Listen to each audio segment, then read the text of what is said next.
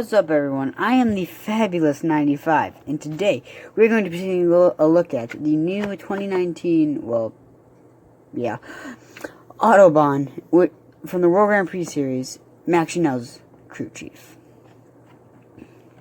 So, there's like a few new cars for the World Grand Prix Series this year. We're getting some pitties and crew chiefs that we didn't get last time. Like Shu Todoroki's crew chief is coming, which is already out. I just haven't found it yet. And other cars. So, I'm going to open this guy right up, and I'll see you guys then.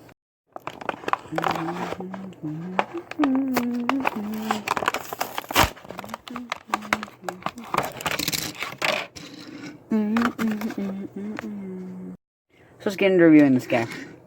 So on the side, first you see his big headset for knocking everything over. You see his headset. On the side, it's on the other side, it says World Grand Prix, and he is the German flag. He is named off after a dangerous road in Germany where there is no speed limit. Which, you need a whole separate license for that, and I don't want to go into the details. The same color scheme as Max Chanel, just not exactly it. You see his license plate in the back, gas tank.